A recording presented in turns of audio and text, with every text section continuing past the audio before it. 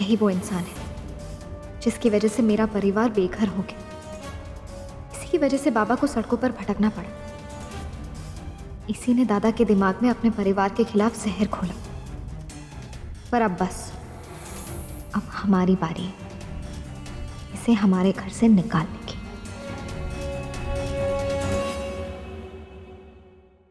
May I come in, sir? Come in.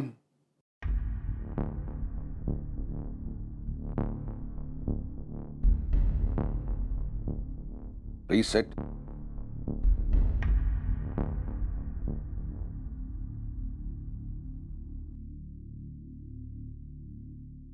Thank you, sir. Your certificates? नहीं है sir.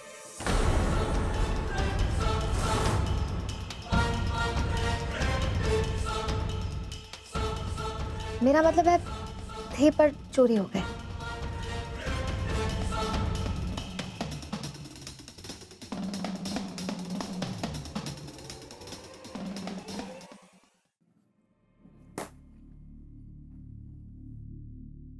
Do you have anything to prove that आज से पहले आपने कोई जॉब किया है? सॉरी सर, इस वक्त तो मेरे पास कुछ नहीं है। मैं जानती हूँ शायद आप मेरी बात का भरोसा नहीं करेंगे, मुझे ये जॉब नहीं देंगे, पर मैं आपको एक रिक्वेस्ट करना चाहती हूँ। आप मुझे मेरी काबिलियत पर जज कीजिए, ना कि मेरे सर्टिफिकेट्स पर। फेक सर्टिफिकेट तो कोई भी ला सकता है, पर इंसान की कैपेबिलिटी उसके सर्टिफिकेट से नहीं पता चलती। फिर भी अगर आपको मेरे सर्टिफिकेट्स चाहिए तो आई प्रॉमिस 1 महीने के अंदर अंदर सर्टिफिकेट्स आपके हाथ में होंगे। मैंने ऑलरेडी अप्लाई कर दिया। ठीक है, 5 सवाल और उनके सही जवाब, and the job is yours. पहला सवाल, डिटेल में बताओ, इस जॉब के लिए what are the requirements?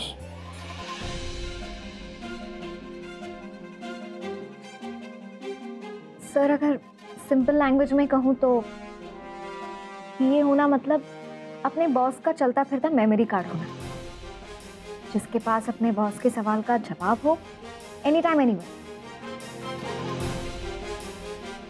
और ये मेमोरी कार्ड बॉस के साथ कब तक रहेगा? 24/7। तीसरा सवाल, ये जॉब क्यों करना चाहती हो? मार्केट में इतनी सारी जॉब अपॉर्चुनिटीज हैं, मे बी बेटर पे, इवन बेटर पर्क्स, फिर ये जॉब ही क्यों? अब अक्सर जब हम किसी कामयाब इंसान की बायोग्राफी पढ़ते हैं तो हमें बहुत कुछ सीखने को मिलता है। अब यहाँ तो हर रोज़ मैं आपकी तरह सक्सेसफुल इंसान के साथ काम करूँगी तो मुझे बहुत कुछ सीखने को मिलेगा।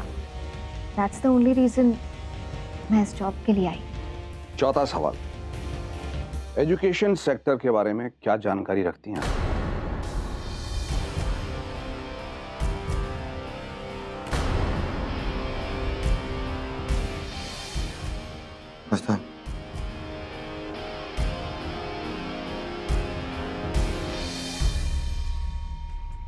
Education market in India, which is presently worth around rupees 5.9 trillion, is poised for some major growth in the years to come. Education sector in India, जिसकी ग्रोस वैल्यू अभी फ़िलहाल कुछ 5.9 ट्रिलियन है, उसकी बहुत सारी पॉसिबिलिटीज़ है आने वाले सालों में ग्रोथ होने की।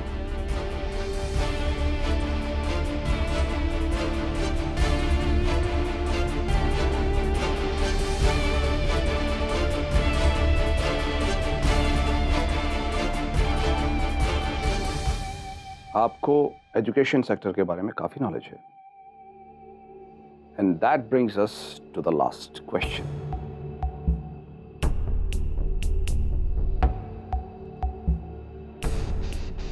मान लीजिए हम किसी बिजनेस मीटिंग के लिए कहीं दूर जा रहे हैं और रास्ते में मेरी तबीयत खराब हो जाती है और मैं गाड़ी में ही सो जाता हूं, आप क्या करेंगे?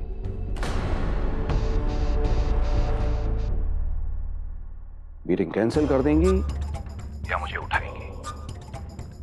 रिमेंबर, मैंने कहा मेरी तबीयत खराब है। मैं क्या करूं?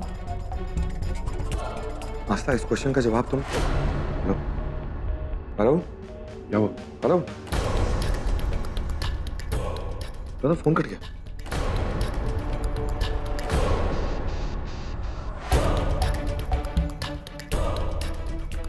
क्या करूंगी? आस्था इस सवाल का जवाब क्या देगी? मैं वापस ट्राई करता हूँ।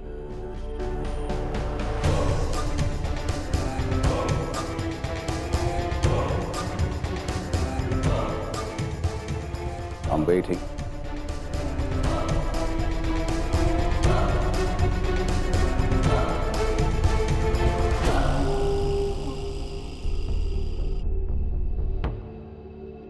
नहीं लग रहा। God. Still waiting. बापा, प्लीज मेरा साथ देना।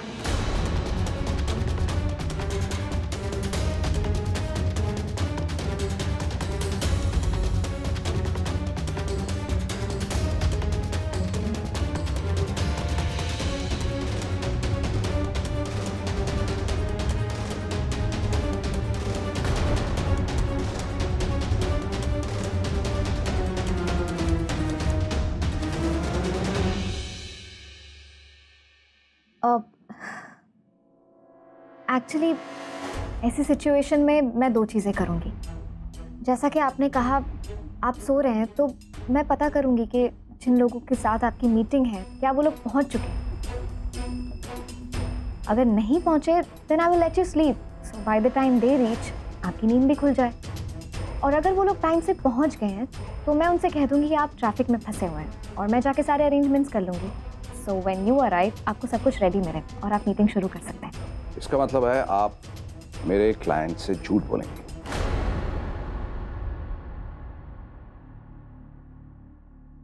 सर, मेरे लिए मेरे बॉस का राइट फ्रेम ऑफ माइंड में होना बहुत ज़रूरी है मीटिंग के लिए, और इस झूठ से किसी का कुछ बिगड़ेगा नहीं। अब मैं क्लाइंट्स को जाके ये तो नहीं कह सकती कि मेरा बॉस सो रहा है, क्योंकि इससे आपकी इमेज खराब हो जाएगी, जो मैं होने नहीं दूंगी। सच और झूठ से ज़्यादा मेरे लिए सबसे ज़्यादा बढ़कर आपकी इमेज, और यहाँ तो सवाल आपकी हेल्थ का है जिसके साथ मैं कॉम्प्रोमाइज़ नहीं कर सकती।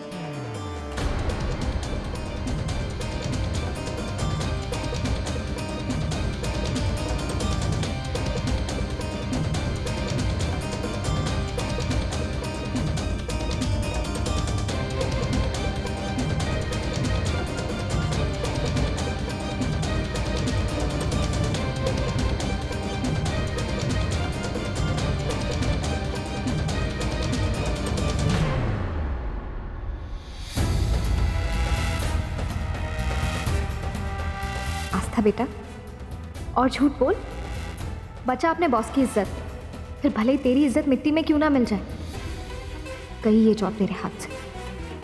हे पापा, आप श्लोक को और बाकी घर वालों को क्या कहोगे? सब उम्मीद लगाकर बैठे होंगे। मुझे समझ में नहीं आ रहा मैं क्या करूं। इतना नर्वस तो मैं आज तक नहीं हुआ। वैसे सुबह आज तक जॉब मिल जाए। हाँ श्लोक, लेकिन उससे इम्पोर्टेंट ये है कि उस पर कोई शक ना करे, वरना उसके लिए सही नहीं होगा। I feel कि वो मैनेज कर लेगी। Hope so. श्लोक, वरद, आपस में बात करने से कुछ नहीं होगा। वरद, उसे फोन करो। नहीं आई, मेरे ख्याल से ऐसा करना ठीक नहीं होगा। अगर हमने आस्था को फोन किया और वो उस वक्त उसके सामने हुई तो उसके लिए प्रॉब्लम हो जाएगी। आई दादा सही कह रहे हैं, अभी हमें फोन नहीं करना चाहिए। हमें वेट करना चाहिए कि बस आस्था घर आ जाए।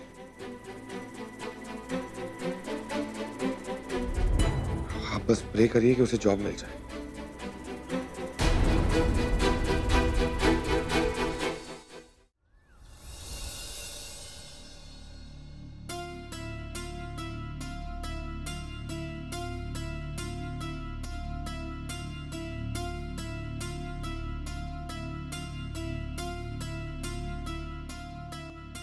सुनो,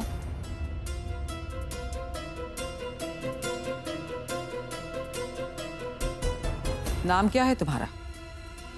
जी, सपना। ठीक है, तो कल सुबह 7 बजे से काम पर आ जाना। और हमें ये बात बताने की जरूरत तो नहीं पड़ेगी कि देर से आने वाले लोग हमें कतई पसंद नहीं आते। क्या? इसका मतलब मुझे जॉब मिल गई? Thank you so much ma'am. ना समय से 1 मिनट पहले, ना 1 मिनट बाद, समझ गई? और हाँ, जब तक इंद्रजीत तुम्हें जाने के लिए ना कहें, तुम्हें उन्हीं के साथ ही रुकना होगा, क्योंकि दिन में कभी भी उन्हें तुम्हारी जरूरत पड़ सकती है। तो कल से इंद्रजीत के खाने पीने का, उनकी दवाइयाँ, काम, मीटिंग्स, ये सब तुम्हें संभालना है। और वो दिन में किस समय क्या करते हैं, इस बात का खास ध्यान रखना है। जी मैम, इसी काम के लिए तो मैं यहाँ आई। मतलब कुछ नहीं, पीए का काम ही तो यही होता है, उसके बॉस को किसी चीज की जरूरत ना पड़े, उस चीज का ध्यान रखना। I'll take care of it। तो ठीक है, सुबह 7 बजे। कभी कभी तुम्हें यहाँ देर रात तक भी रुकना पड़ सकता है, या फिर पूरी रात काम के कारण यहीं रुकना पड़े। यहाँ ऐसे कैसे रह सकती हूँ? हम ये सारी बातें तुम्हें इसीलिए विस्तार से बता रहे हैं कि आगे जाके कोई दिक्कत ना हो, इसीलिए सब पहले से ही साफ हो जाना चाहिए। ये काम करना इतना आसान नहीं होगा, तो सोच लो। सोचना क्या है मैम, अब दरिया में कूद ही गए तो पार भी हो जाएंगे। 7 बजे I'll be there। Thank you.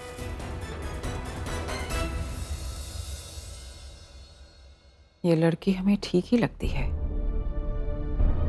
बस ये इंद्र के काम के बोझ को हल्का कर दे, उतना ही काफी है।